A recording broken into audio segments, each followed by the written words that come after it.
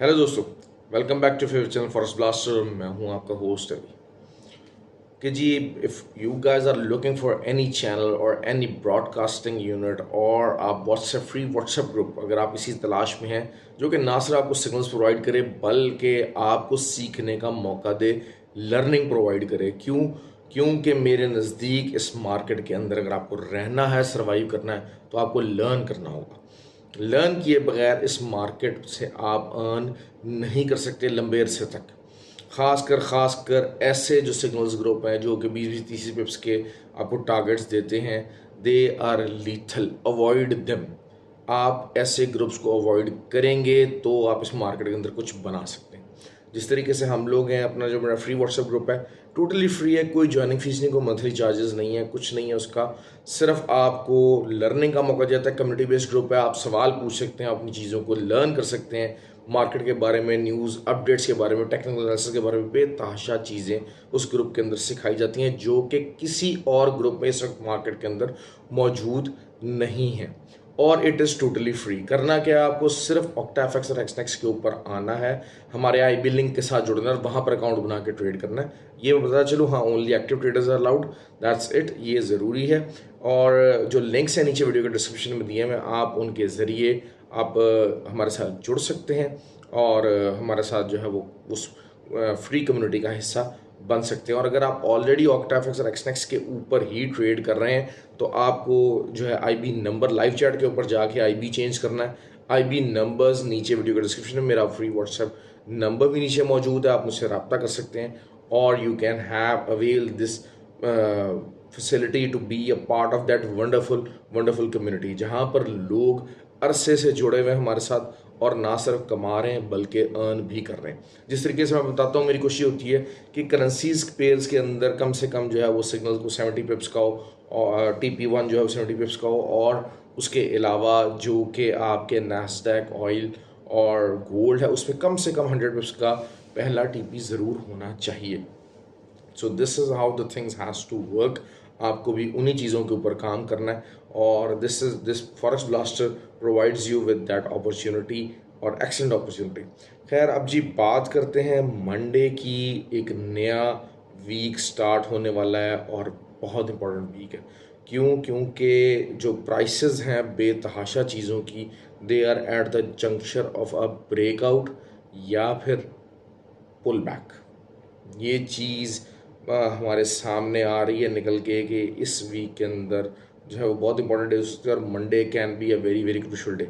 Monday, अच्छा, मैं scalping को बुरा नहीं समझता, मैं आपको ये बताता चलूँ, आई ऑलवेज कि ठीक है, scalping is also a part of a trading और scalpers can earn a lot, लेकिन उसके लिए सॉलिड स्ट्रैटेजी होनी चाहिए, आपका कंट्रोल होना चाहिए स्कैल्पिंग, और पर्टिकुलरली आपको आइडिया होना चाहिए कि आपने किस टाइम के ऊपर स्कैल्पिंग करनी है। Monday is something, overall day wise जो है Monday is always very ideal for the scalping. क्योंकि ये होता है कि वॉल्यूम लो होता है मंडे के दिन में, और स्टार्ट में खासकर, और फिर ये कि रात का जो सेशन होता है US का लेट नाइट, उसमें भी जो है वो स्कैल्पर्स के लिए काफ़ी फ़ायदा होता है। स्कैल्पिंग आप कर सकते हैं, कोई ऐसा मसला नहीं है, लेकिन फिर स्कैल्पिंग के लिए हमेशा से आपके अंदर जो है वो नेगेटिव ट्रेड्स काटने की करेज भी होनी चाहिए कि अगर आपने 20-30 पिप्स को टारगेट किया है तो 20-30 पिप्स का ही SL आपका होना चाहिए, इससे ऊपर की कहानी फिर ना हो। TP अगर आपका 20-30 पिप्स का है तो आपका SL भी 20-30 पिप्स का ही हो,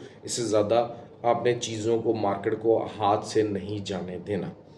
ओके जी, तो बात करते हैं, सबसे पहले हम लोग नैस्डैक की बात करते हैं।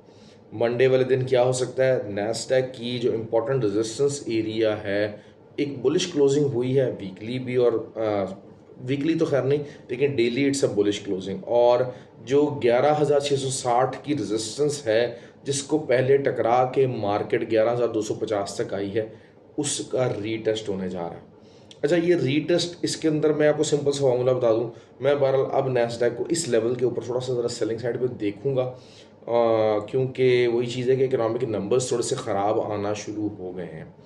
और 11,660 शायद जो है वो ब्रीच करे और 11,730 तक मार्केट जा सकती है, लेकिन 11,660 इज़ द एरिया कि जहां पर आप अपनी पहली एंट्री लाजमी सेलिंग की डालेंगे और 100 पिप्स का उसका ऊपर आप एसएल रखिए। और मुझे उम्मीद है कि अगर थोड़ा सा आप इसको लंबा भी रख सकते हैं एसएल, क्योंकि दूसरी एंट्री भी आप 100 पिप्स के बाद इसकी ले सकते हैं, और उसके बाद 11,780 तक का जो है आप एसएल इसका रख सकते हैं, 80-85 का रख सकते हैं। ठीक हो गया। तो यहाँ से क्योंकि ज़ाहिर बात है रीटेस्ट है, और 4 आवर के ऊपर या डेली के ऊपर भी आप ये कह सकते हैं कि जी डबल टॉप बन के तो रिजेक्शन आ सकती है। और रिजेक्शन जो है वो अगर इसने ऊपर जाना है, अगर तो इसने इस रेजिस्टेंस को तोड़ना है, जिसके चांसेस हैं कि ये 12,200 तक दिखा सकता है, तो यहाँ पर रीटेस्ट के ऊपर भी जो नीचे 11,250 का एरिया यहाँ तक नहीं आएगी मार्केट, 11,444 और 11,350 यहाँ तक मार्केट आगे रिबाउंड करेगी अगर इसको ऊपर की तरफ जाना है। क्योंकि फिर ये कि नया जो लोअर लो है वो नहीं बनाएगी, और जो है वो हायर हाई और लोअर हाई का एक चैनल बनाने की कोशिश करेगी मार्केट, उसके बाद ब्रेकआउट की तरफ जाएगी on the third retest of 11,660। So this is something very ideal scenario. हो सकता है कि जो है वो चीज़ें देखें, हम लोगों ने अपनी प्रोडिक्शंस करनी है, अपने जो है एनालिसिस करने हैं उसके बेस के ऊपर, और हो सकता है कि जो है वो थर्ड रीटेस्ट में, हो सकता है सेकंड रीटेस्ट में मार्केट ऊपर को निकल जाए और आपको शायद ज़्यादा ऊपर से सेलिंग का मौका मिल सके। लेकिन बहरहाल आइडियली जो है वो this is the scenario which we have to take up. SL hit हो जाना कोई ऐसी बड़ी बात नहीं है, लेकिन एसएल होना चाहिए।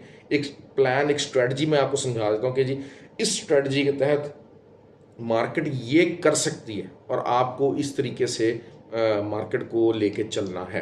क्योंकि अगर वही बात है कि अगर 11,350 से भी नीचे कोई भी 4 आवर कैंडल क्लोज हो गई, तो फिर ये 250 भी जुड़ेगा और नीचे की तरफ मार्केट जो है वो नीचे की जो सपोर्ट्स हैं उनको रीटेस्ट करने जा सकती है। तो इधर वे दीज आर द चांसेस। लेकिन ये कि बार मैं थोड़ा बहुत ऑन द बुलिश साइड ज़रूर टिल्ट हूँ, और हमारा वीकली टारगेट तो पिछले जो है वो हिट हुआ लाजमी, और उसने अच्छा रिस्पॉन्ड किया। अच्छा, अब बात कर लेते हैं जी वेरी इंपॉर्टेंट ऑयल की। ऑयल अगर आप देखें जी, अब ठीक है जी, ये ऑन द वर्ज ऑफ के जनाब अच्छा जी चाइनीज़ जो है वो लॉकडाउन खुल रहा है, लेकिन चाइना में दोबारा से जैसे ही लूनर ईयर की प्रेपरेशंस और लूनर ईयर की सेलिब्रेशन स्टार्ट हुई हैं, तो एक और बड़ा मैसिव कोविड का नंबर हाई आ गया है मार्केट के अंदर। तो वो ठीक है, और अभी भी फैक्ट्रीज वगैरह को पूरी तरह से ओपन नहीं हुई हैं, और जिस तरीके से Europe is on facing on the recession, तो मैं इसको यही समझ रहा हूँ कि ऑयल को अभी भी जब तक 93 से नीचे है oil is giving you an excellent selling opportunity up to the level of 66। आप मेरी इस बात को अगर समझ रहे हैं, इस चीज़ को देख रहे हैं, इस चीज़ को समझ रहे हैं, तो मेरा जो मानना है, मेरा जो वर्डिक्ट है लार्जर टर्म ऑयल का, वो यही है। और जैसे ही देखिए, अभी तक रिसेशन नंबर्स आ रहे हैं, जो नंबर्स हैं वो रिसेशन को पोक कर रहे हैं, उसके यूरो के भी और यूएस के तो बहुत ज़्यादा पोक कर रहे हैं। US is trying to cover up those numbers, लेकिन ऐसा नहीं है। जितने भी जो इंडिकेटर्स हैं रिगार्डिंग द सेल्स नंबर हैं, सारा कुछ है, वो इस हफ्ते भी आने, तो this can give you a very good idea कि मैं ओवरऑल फंडामेंटली ऑयल को कहाँ देख रहा हूँ और कैसे देख रहा हूँ। पहली बात तो ये हो गई। अब जो बंदा भी अपनी ट्रेड लेना चाह रहा है मेरे पॉइंट ऑफ व्यू से, उसमें मैंने आपको बता दिया कि टॉप लेवल क्या चीज़ बन रही है और क्या मामला था। अच्छा, दूसरा, अब सबसे पहले आ जाते हैं जी ऊपर की जो रेजिस्टेंस है, दैट इज समथिंग 82.5।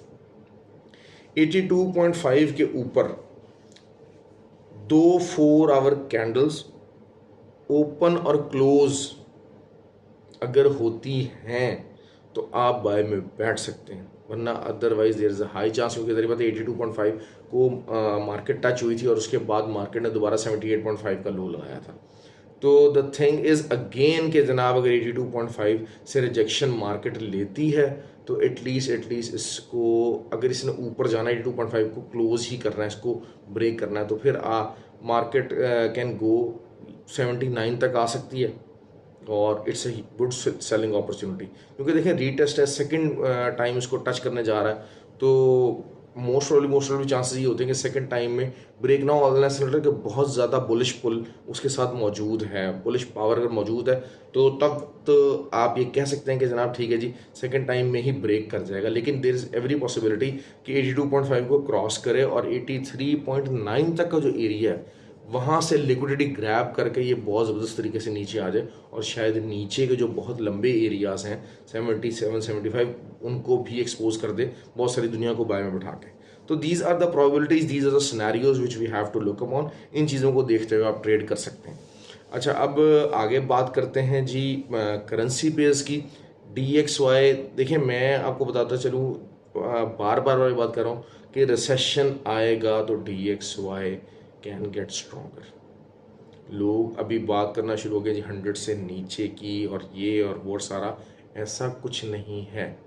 बहुत मार्केट के अंदर न्यूज़ चलती रही कि जी उनका डेट इतना हाई हो गया है, डेट का हाई हो गया। बेसिकली मैं आपको बता दूं, बात न्यूज़ मीडिया के ज़रिए आपको वो पहुंचाई जाती है जो पहुंचानी होती है। ये मैं बार बार ये बात मैं बता दूं कि ये न्यूज़ पहुंचाई जाती है आपको कि अच्छा ठीक है जी यार, US जो है ना वो तो बड़ा तबाही की तरफ जा रहा है और डॉलर की माँ बहन एक होने लगी और ये होने लगा। ऐसा मेरे नज़दीक कुछ नहीं है। द मोमेंट जो है वो रिसेशन का मामला चल रहा है, पूरी दुनिया के अंदर रिसेशन जा रहा है, तो what world is gonna do, world is gonna gather the dollars. ये बड़ी कहानी है जी। ये यहाँ से ऑयल जाएगा और जी लोकल करेंसीज में ट्रेड होगा, ये होगा वो होगा। भाई पूरी दुनिया, मैं आपको बता दूँ बात आपको, पूरी दुनिया के अंदर नेटो के ज़रिए जो है वो डॉलर की मोनोपोली बनाई गई है। आप देखें हुआवे का बिज़नेस एक रेजोल्यूशन ने लपेट दिया सारा।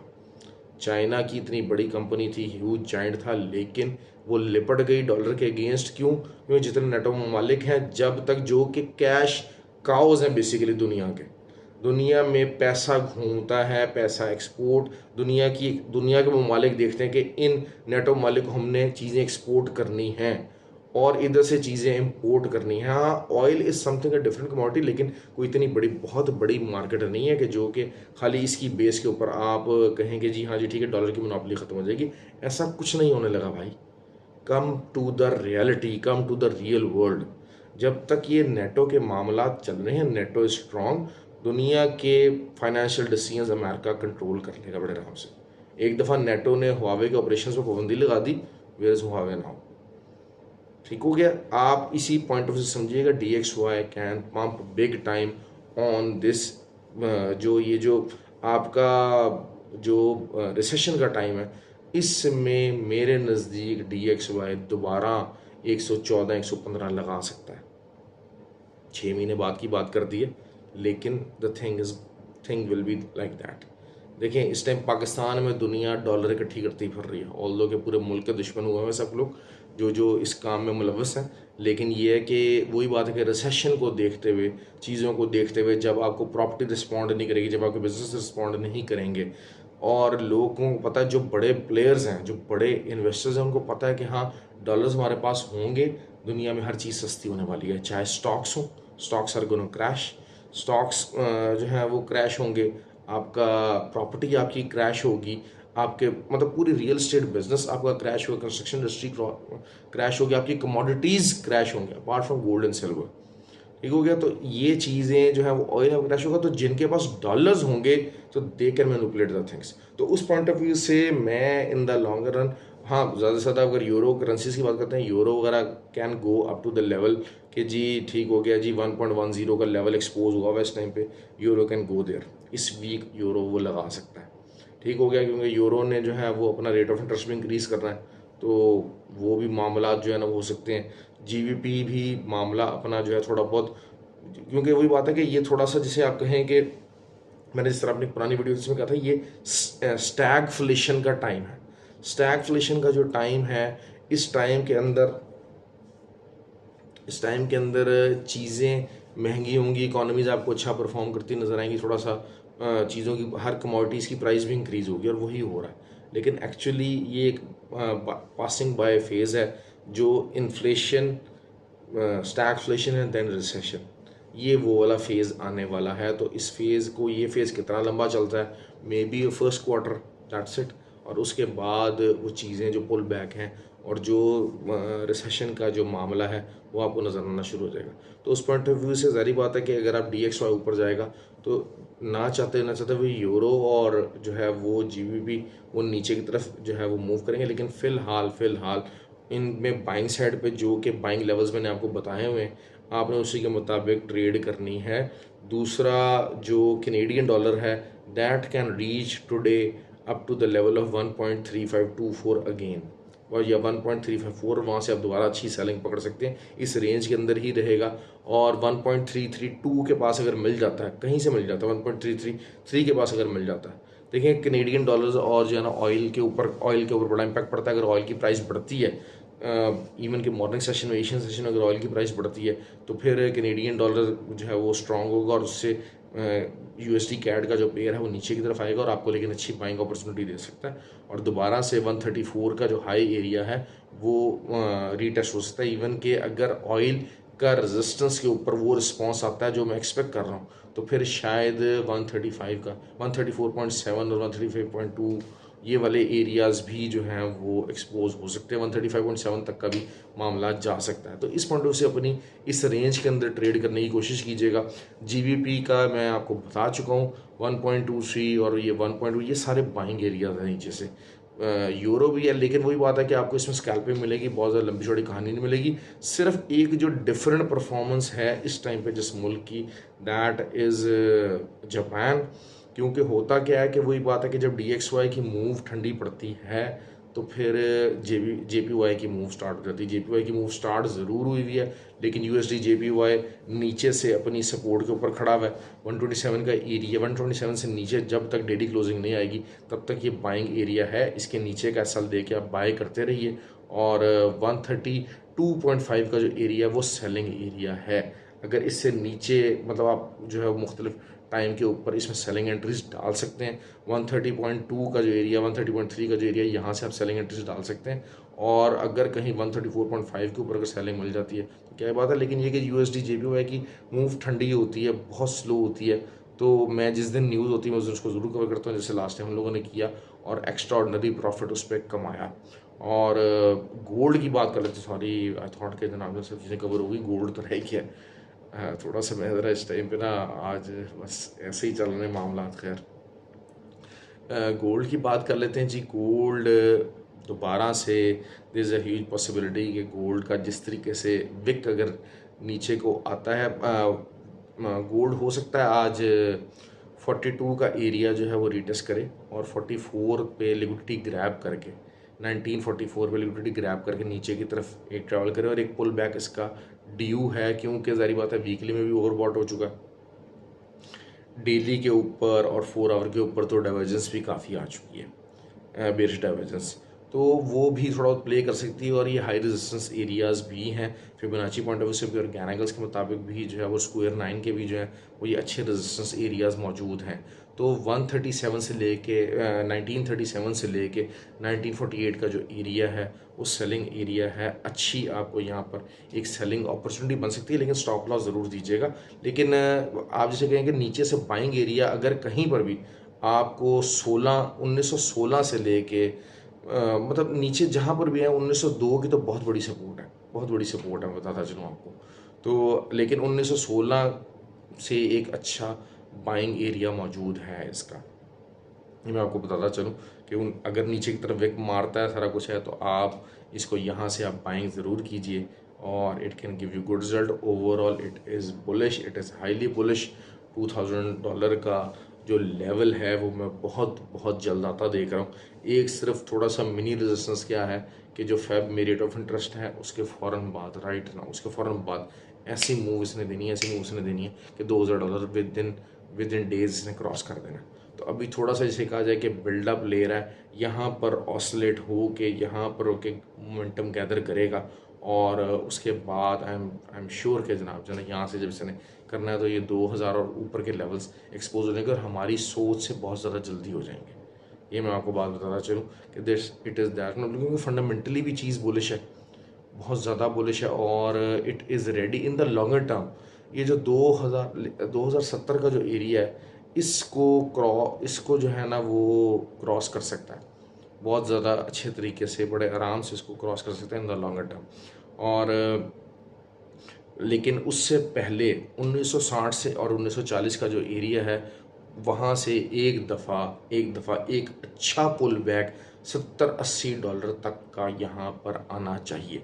वो एरिया क्या है? 1942 से लेके 1964, ये एरिया वो है कि जहाँ पर आप बाइंग में नहीं बैठेंगे। मैं बताता चलूँ आपको बिल्कुल क्लियर, ये वो एरिया है जहाँ पर मैं बाइंग रिकमेंड नहीं कर रहा किसी भी सूरत, क्योंकि यहाँ पर एक पुल बैक जिसको पुल बैक कहूँगा वो लाजमी एक्सपेक्टेड है, जिसका पहला लेवल 1902 हो सकता है और उसके बाद नीचे 87 का भी लेवल, 1887 1880 का लेवल भी हो सकता है।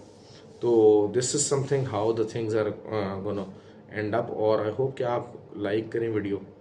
बड़ी आज बिल्कुल जिसे कहते हैं कि दिल नहीं था, इसीलिए लेट भी हो गई वीडियो, बस बड़ी मुश्किल से बनाई है। तो कोशिश ये थी कि जो है वो आपको अपडेट कर दिया जाए। चलिए जी, ख्याल रखें, लाइक किया कीजिए, कमेंट किया कीजिए and have a good day. Thank you.